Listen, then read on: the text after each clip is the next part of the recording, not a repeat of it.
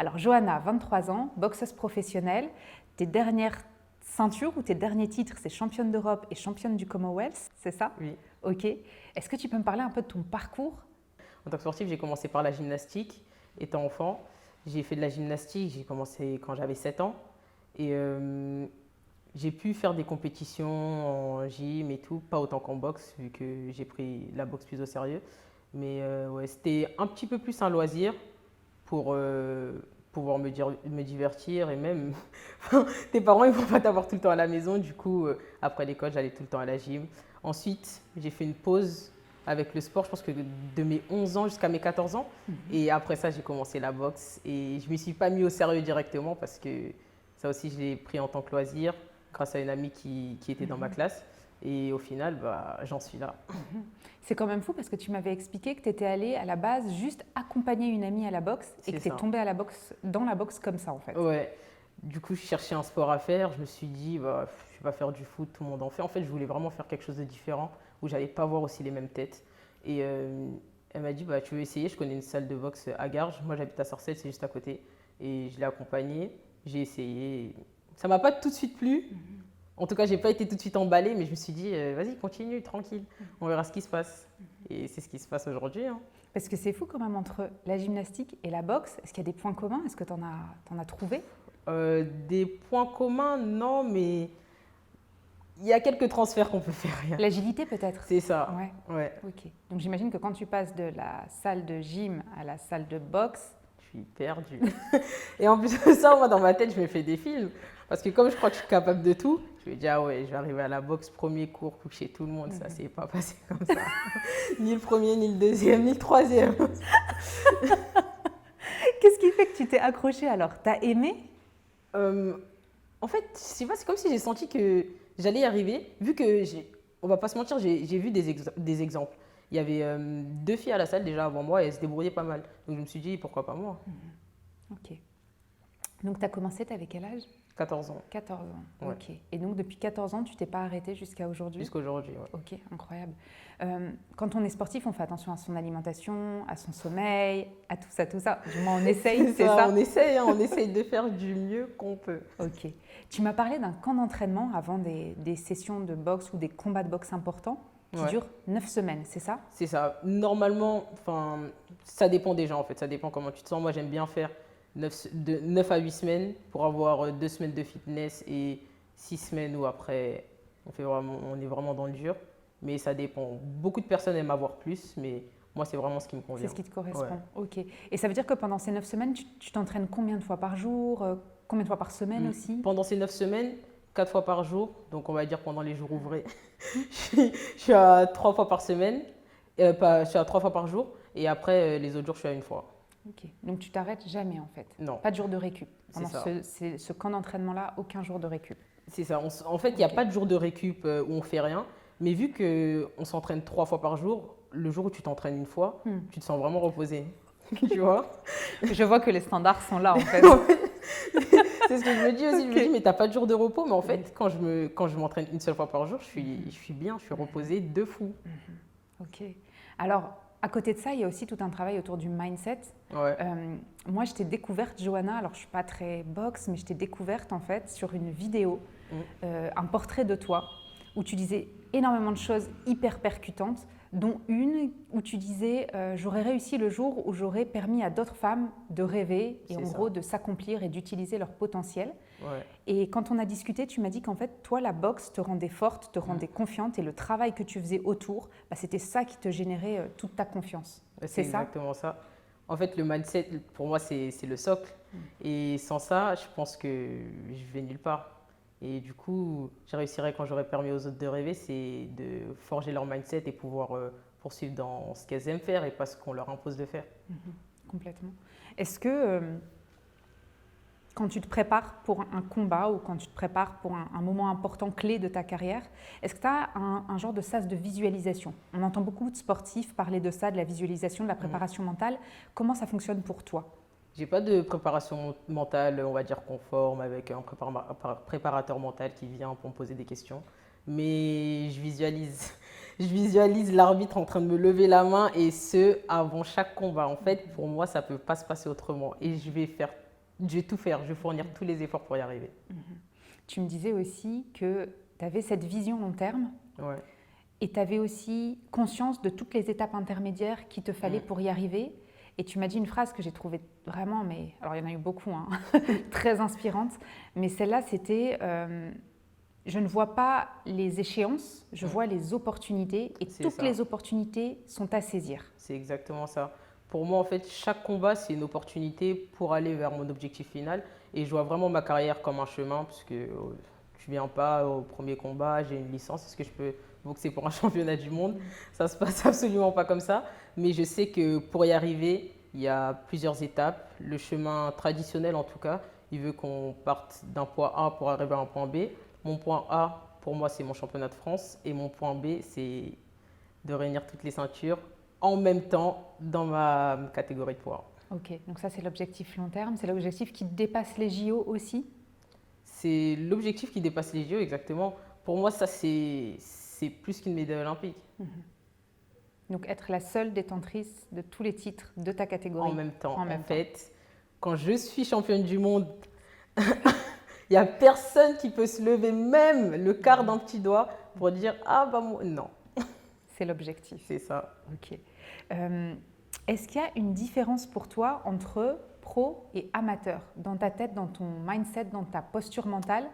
Est-ce que tu as toujours fait une différence entre les deux ou est-ce que tu n'en fais pas? Au départ, j'en faisais pas. En tout cas, si c'est sur le plan, sur le terme, on va dire, sur le ring, j'en faisais pas. Mais au fur et à mesure que, vu que je prends de l'expérience dans le monde pro, je vois quand même pas quelques failles, mais il y a quand même quelques différences dans le sens où en pro, j'ai l'impression que parfois pour monter, tu peux choisir tes adversaires, en éviter certains, alors qu'en amateur, c'est pas ça du tout.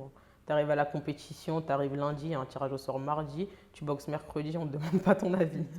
Et c'est comme ça que ça se passe.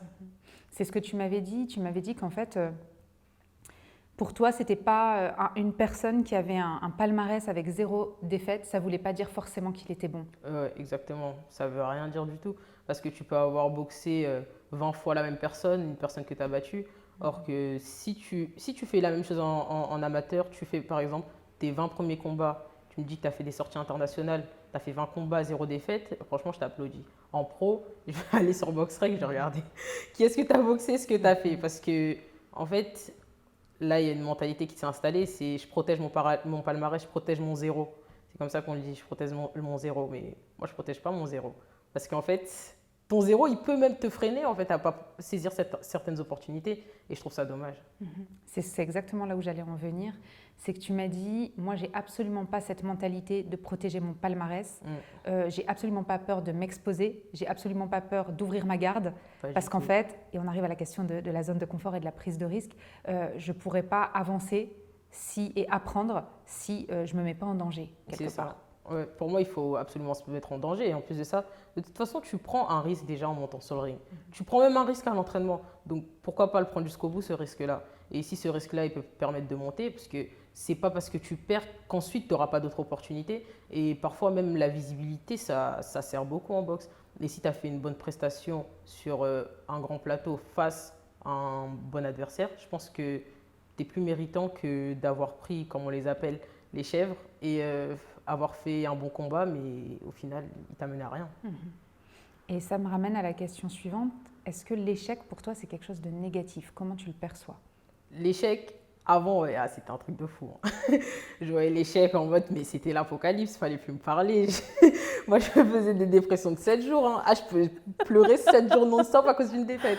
Je pense que ça m'arrive demain, pareil. Mais mentalement, j'irai mieux parce que je me dis, de toute façon, tu sais très bien que tu vas te relever parce que ton objectif, il n'est pas atteint et toi, tu n'abandonnes pas. Donc ça veut dire que si un échec se présentait, tu le verrais comme une façon d'apprendre et de te rectifier et de devenir encore plus forte pour recommencer après avoir bien pleuré. Après avoir eu cette semaine de pleurs. Ouais, c'est comme ça que je le verrais. Okay. Je me suis dit, bon, bah, écoute, relève-toi et bats-toi. Un pas en arrière et 10 pas en avant. Hein. Okay. Simple. Ok. Est-ce qu'il y a des sacrifices dans ta carrière? Est-ce que tu penses que pour avancer, alors que ce soit dans ta carrière, mais que ce soit aussi toi en tant que personne, est-ce qu'il y a des choses que tu sacrifies pour pouvoir avancer? Ça peut être la douleur dans un entraînement, ça peut être le fait d'être séparé de ta famille. Aujourd'hui, tu vis à Londres et du coup, tu es loin de tes proches. Quel rapport tu entretiens avec cette notion de sacrifice? Alors, moi, je vois pas ce que je fais comme un sacrifice. Ça peut t'étonner, mais je me dis, c'est le process. Vas-y, t'as quitté ta famille, ok. Tu gagnes des bourses un peu plus petites, pas de souci. Là, tu es en autofinancement, ok. Mais en fait, il n'y a personne qui va le faire pour toi. Donc, pour moi, c'est quelque chose que je fais pour moi, je ne peux pas voir ça comme un sacrifice. C'est dur, mais je sais très bien que ça va payer, donc du coup, ça ne me dérange pas. Tout est opportunité, en fait. Ce n'est pas des échéances, ce n'est pas des sacrifices, c'est des opportunités qui te conduisent vers le succès, en fait. C'est tes étapes vers le succès, c'est ça? Tout pour l'objectif. Ok, complètement. Est-ce qu'on peut dire que tu vis un peu, beaucoup, déjà dans le futur, dans ce que tu as déjà accompli dans ta tête dans le futur? Ouais. Franchement, on peut le dire. Je ne l'ai pas touché, mais en fait, je l'ai visualisé et c'est bouclé. C'est déjà là. Il n'y a pas d'issue, il n'y a pas de plan B. Ok, c'est super intéressant. On a parlé aussi de personnes inspirantes pour toi. Ouais. La première que tu me permets de citer, c'est ta maman. Alors, grande femme incroyable, tu m'as expliqué qu'elle est arrivée donc, du Cameroun. C'est ça. Qu'elle a pas, ses diplômes n'ont pas trouvé d'équivalence en France, comme c'est le cas pour beaucoup de personnes qui viennent de l'étranger. Et puis, elle a travaillé, puis repris ses études, et finalement, elle a passé son concours pour devenir infirmière. C'est ça. La même année où ta sœur passait le bac et toi, tu passais le brevet. Ouais. Si ça, c'est pas un modèle de détermination. Ça, c'était en fait l'année où il fallait que personne se loupe. On a fait un grand strike et voilà, c'était parfait. Ok, c'est ta maman, du coup, qui, tu penses, t'a inspiré ça? Tu as eu ce modèle de détermination? Ouais, inconsciemment, oui, parce que en fait, quand je commence un truc, honnêtement, tu vois, je pense pas à elle. Mais après, je me dis, ah, ça, franchement, tu vois, ça m'a servi d'exemple. Et quand je fais la rétrospection, je me dis, ah ouais, franchement, ce qu'elle a fait, c'est fort et bah, t'as pris exemple. Il me semble que le symbole du Cameroun, c'est le lion, non? Ouais. Donc, du coup, pour le coup, c'est des lionnes chez toi. Que des lionnes à la maison. Ok, carrément, ça s'explique. Deuxième personne que tu m'as citée comme personne inspirante, c'était Serena Williams, c'est ça? À Serena Williams, je sais pas si c'est un exemple, je me vois en elle, c'est un miroir en fait.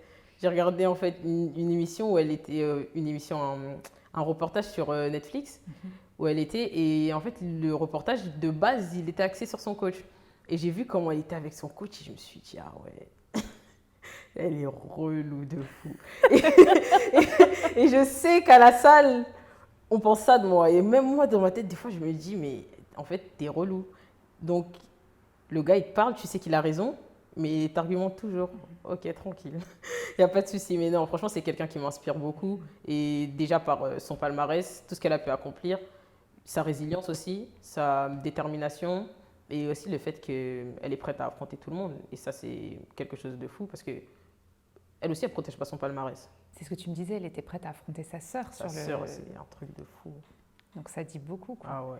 Et ce que tu m'as dit aussi sur elle, c'est que finalement, Serena Williams, elle a toujours été présente dans ton parcours. C'est-à-dire que tu l'as vue jeune, tu l'as vue devenir maman, revenir sur le cours, se battre, revenir. Enfin, elle a toujours été présente et ça prouve qu'en fait, c'est une lionne, elle aussi, elle ne lâche rien. Elle lâche rien du tout. Et la troisième personne? Ah, c'était Clarissa Shield. Clarissa Shield. Ouais. Tu peux expliquer à ceux qui ne connaissent pas Clarissa Shield en fait, Clarissa Shield, déjà, il faut savoir qu'en boxe, la boxe, elle a été autorisée aux Jeux Olympiques à partir de 2012, pour les femmes. Excusez-moi, pour les femmes. Et elle a fait les Jeux Olympiques 2012, elle avait 17 ans.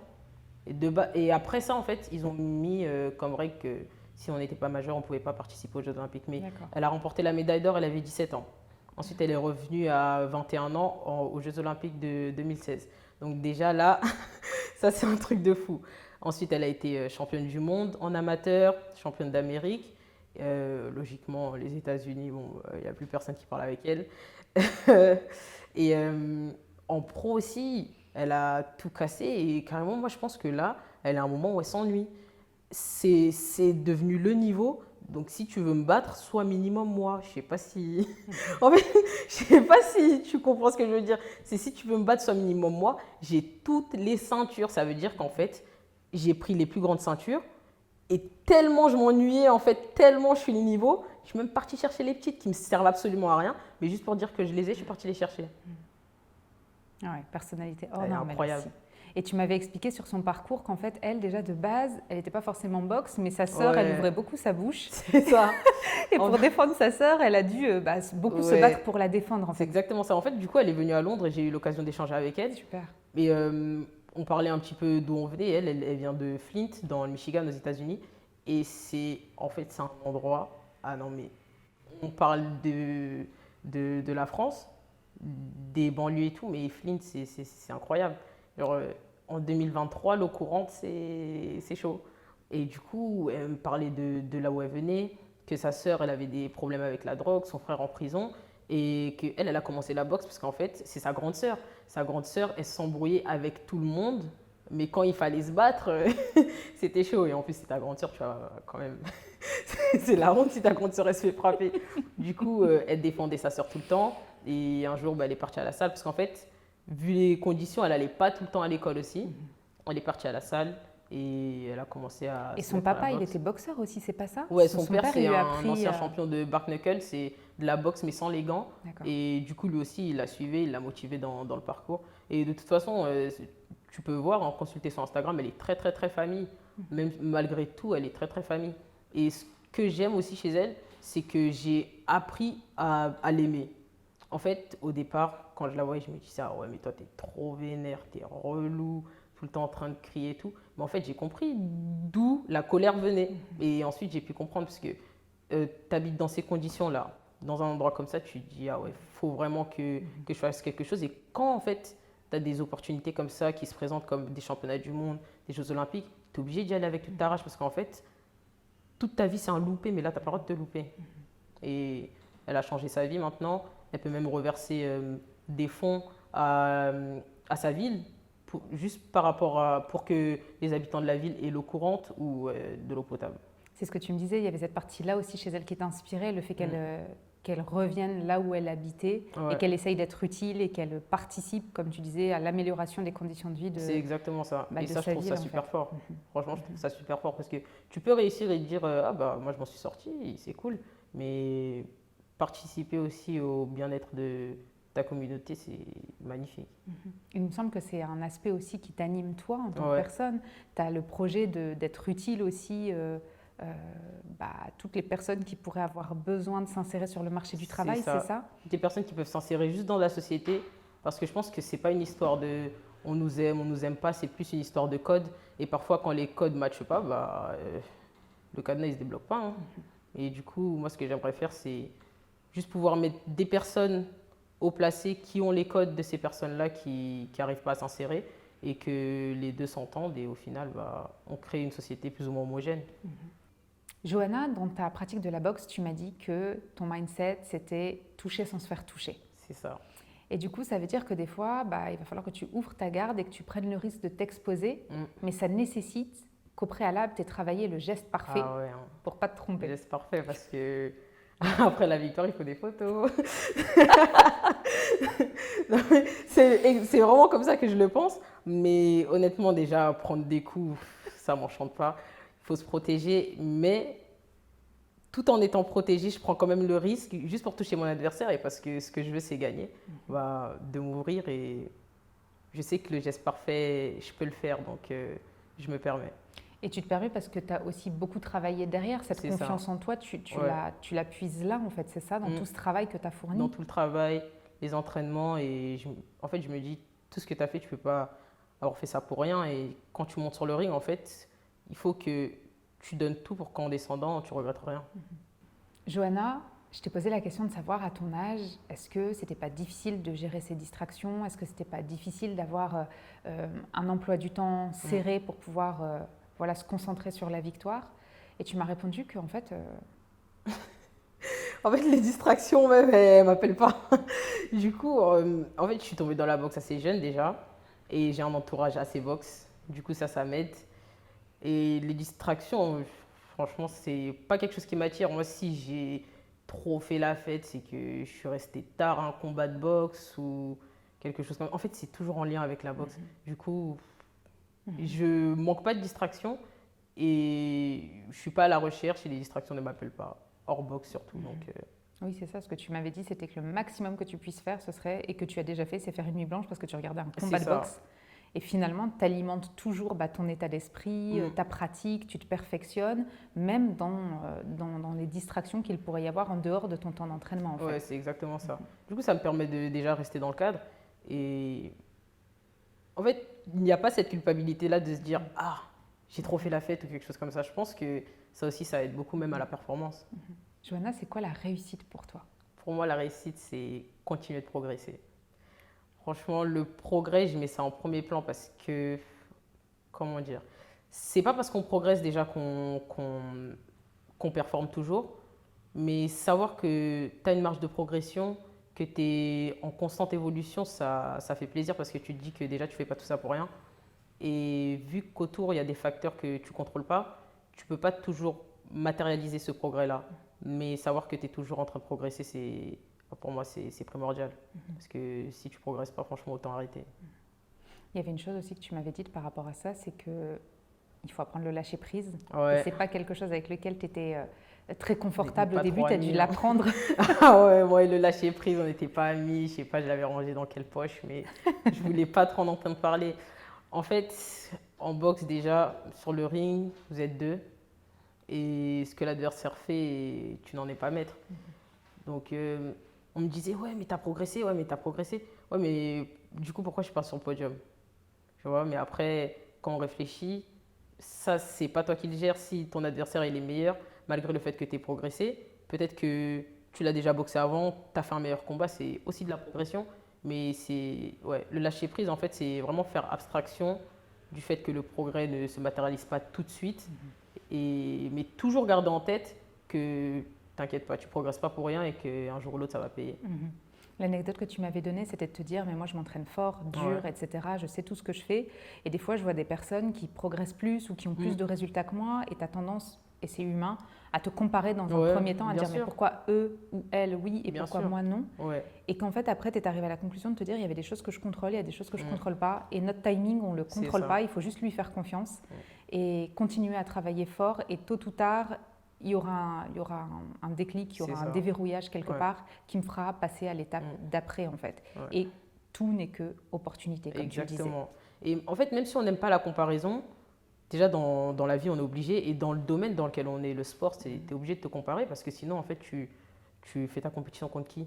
Du coup, j'étais là, ouais, mais elle, je trouve pas qu'elle a plus progressé que moi, mais elle a pris une médaille et moi non. Et au final, quand tu regardes, tu te dis, bah écoute, déjà, c'est la vie. Et en plus de ça, peut-être son adversaire et ton adversaire n'étaient pas les mêmes. Des choses que tu contrôles pas, donc on verra à la prochaine compétition. Voilà, Et quand tu t'y fais, je pense que tu avances plus facilement. Plus légère, en tout cas. Ouais. Ouais, complètement. L'échec, du coup, ce serait quoi pour toi? L'échec, c'est quand tu n'as plus envie d'apprendre et du coup, tu progresses plus. Ouais. Une fois que tu as perdu cette motivation, tu es en échec total. Comme les profs, ils aiment bien dire. Est-ce que tu as de la motivation tout le temps? Oh, c'est dur. Non, pas tout le temps. Pas tout le temps. Surtout en plus dans cette période où il fait beau et tout. Oui. J'ai envie d'aller me promener sur les champs aussi. Oui. Mais non, t'as pas la même motivation tout le temps en tout cas. Et en plus de ça, on fait de la boxe, il y a des jours où t'as pas envie de prendre de coups. Du coup, je peux pas dire que j'ai de la motivation tout le temps, mais je perds pas mon objectif de vue et je sais que si je veux y arriver, bah, en fait, motive-toi s'il te plaît. Tu te mets en pilote automatique, en fait. Ouais. Tu réfléchis pas, tu y vas, tu fais, tu sais que c'est des étapes vers ton succès. C'est exactement donc tu y vas. ça. Je me dis que, en vrai, tu as besoin de faire ça pour arriver à ça. Si tu le fais pas, il n'y a personne qui va le faire pour toi. Et de toute façon, en vrai, tu vois, deep down, tu as envie de le faire. Mais c'est juste que peut-être pas maintenant. Mais si tu as un temps à partir pour le faire et tu sais que ça va t'emmener à ton objectif final, fais-le. Ok. Alors, il y a une anecdote aussi que tu m'as partagée où tu te posais la question souvent de te dire est-ce que je suis trop déterre ou est-ce que je suis Ah inconsciente? ouais, ça c'est incroyable. Et je me la pose toujours. Hein. Je me la pose toujours. Tu peux nous expliquer cette anecdote par rapport à la préparation du championnat, à tout ce qui s'est passé Ouais, franchement, c'était au début de l'année. Mon coach, il m'appelle. Déjà, lui, il est en vacances. Ça, moi, j'avais trop la rage. Tranquille. Il est en vacances. Il me dit, est-ce que tu peux boxer en février? Moi, je lui dis oui. En fait, parce que moi, pour moi, je peux tout faire. C'est ce qu'il faut savoir. Moi, dans ma tête, je peux tout faire. Même, tu me dis, est-ce que tu peux boxer demain? Je vais te dire oui. Mais il me dit, est-ce que tu peux boxer en février? On est en janvier. Le mois de janvier, il a déjà commencé. On est vers le 5. Je ne suis pas entraînée. J'ai pas fait de sparring. Rien. J'ai même pas un footing dans les pattes, rien. Je lui dis, ok, il n'y a pas de souci. Il revient, il me voit, pas au poids. Et il se dit, ah ouais, ça va être chaud. Toi, est-ce que tu es sûr que tu vas pouvoir boxer en février? Je lui dis, ouais, t'inquiète. Au final, je reviens sur mes mots quand même, parce que quand je commence à m'entraîner, je vois qu'il n'y a rien qui va. Du coup, on décale le championnat des Commonwealth à mars.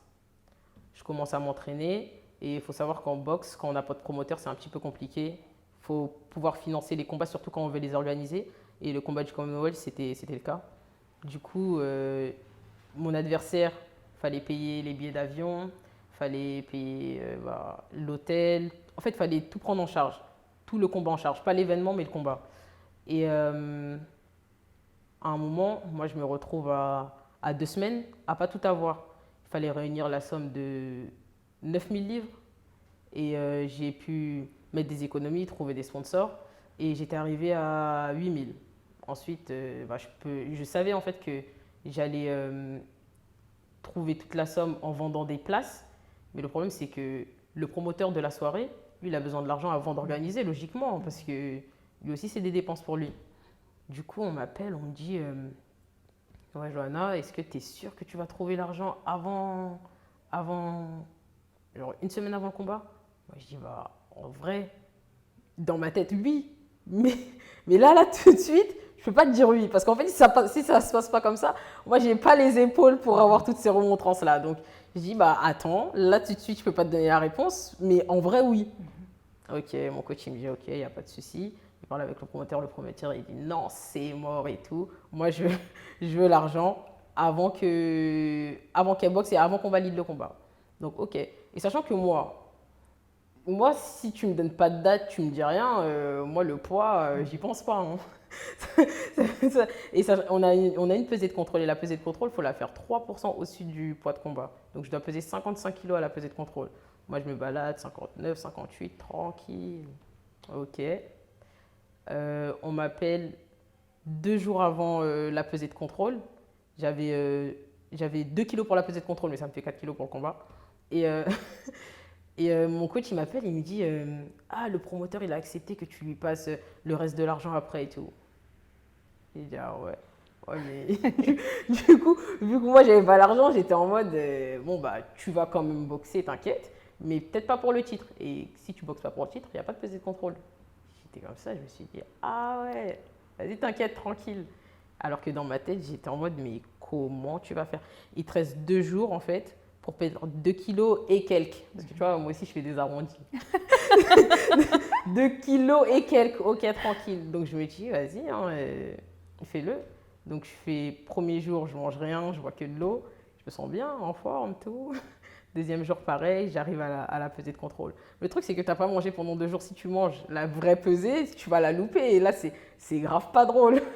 Tu vois, c'est celle-là qui importe. Mais après, au final, ben, j'ai fait 4 jours, pas à jeun parce que je buvais quand même de l'eau, mais 4 jours comme ça et pour pouvoir me peser pour combattre pour la ceinture du Commonwealth. Okay. C'est pour ça que des fois, je me dis, dans ta tête, t'as vrillé ou t'es trop déter.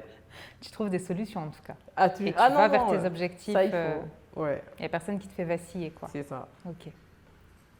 Johanna, pour toi, ce serait quoi les clés d'un mental qui fonctionne, d'un bon mindset? Je sais que tu as mis au point une méthode. Ouais, la méthode Wonder. Là, le W, parce qu'en fait, c'est tout pour le W. Ok. Le W, c'est la win. Ok, d'accord. Tu peux nous expliquer? Ouais. En fait, c'est wish, parce que tout commence par un souhait, un rêve. Ma méthode, elle est écrite en anglais, mais du coup, je vais la faire en français, c'est plus simple. C'est wish, parce que tout commence par un souhait. C'est permis de rêver, on a un objectif.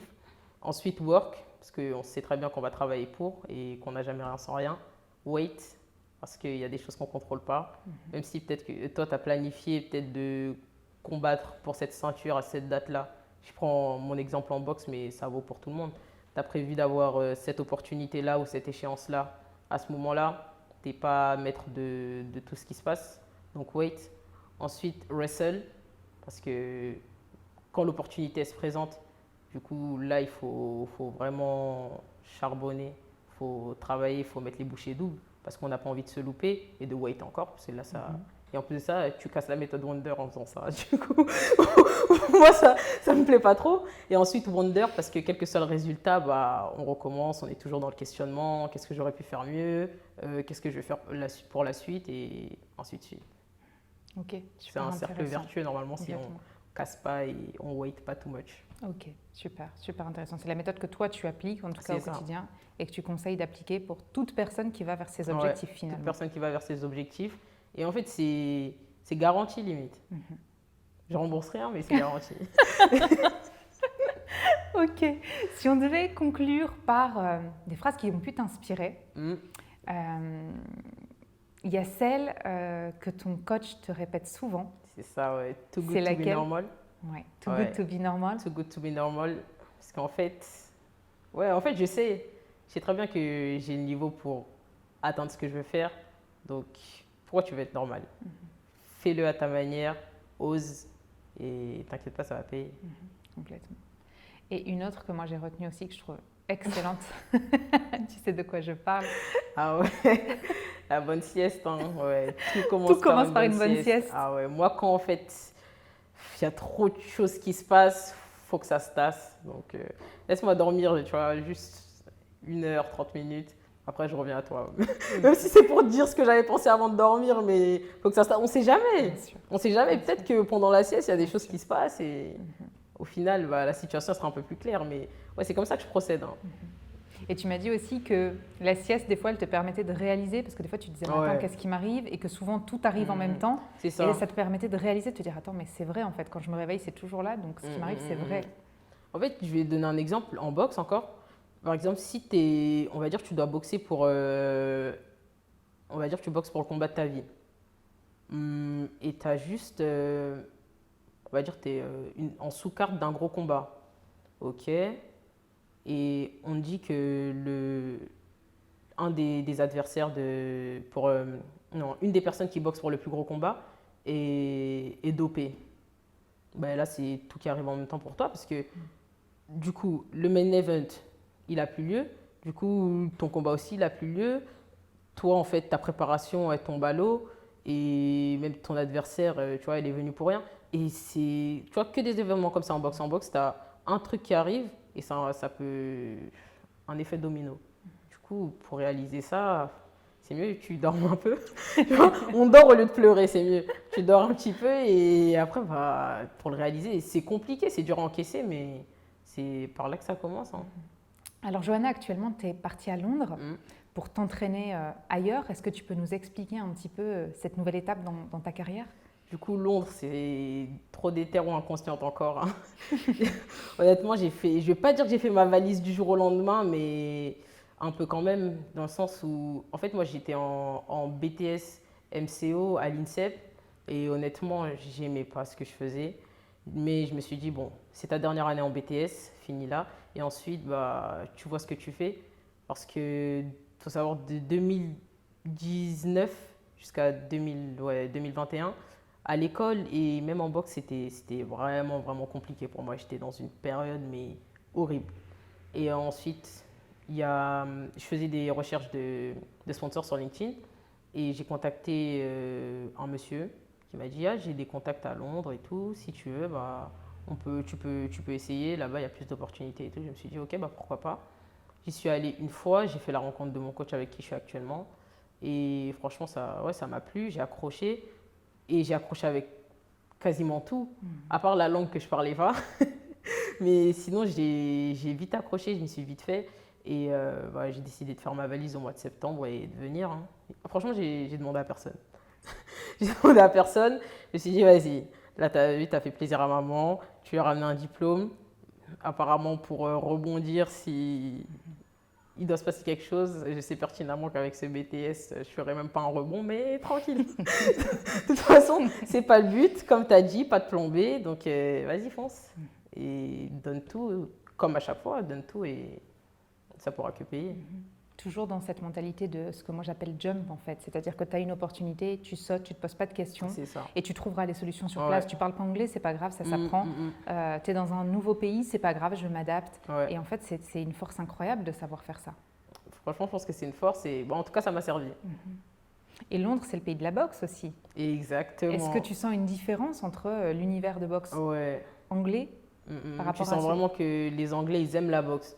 Comme les Français aiment le football, bah, c'est D'accord. de la même manière que les Anglais aiment la boxe. Ils s'y intéressent vraiment. Par exemple, moi, ça m'a pris peut-être un an et demi pour me faire un nom. Alors qu'à Londres, je pars vraiment de rien, rien, rien, rien, rien. En France, c'est compliqué. T'as pas une médaille au jeu, je sais même pas si ton nom il sera cité dans le journal de la ville. Ok. Ok, bon bah Johanna, on va mettre toutes les infos qui te concernent en barre d'infos. Ça marche. Si les gens veulent en savoir plus sur toi, si les entreprises ou les sponsors veulent te contacter, et si les gens ont des questions à te poser sur le mindset, ils peuvent les poser en commentaire et puis tu leur répondras. J'y répondrai. Ouais. Ok, avec grand plaisir. Bon bah merci Johanna. Merci à toi, Et Leïla. puis on attend de voir la suite. On sait qu'elle va arriver, ça c'est La suite, évident. elle va arriver. Restez branchés. C'est la boxe, donc du coup je ne peux pas trop prédire, mais ça va bien se passer. Ok. Et donc là, vacances et retour à Londres pour toi, pour continuer les entraînements. C'est ça. Ouais. Ok, super. Bon bah on se voit très vite alors. À très vite. Merci Johanna. Merci à toi.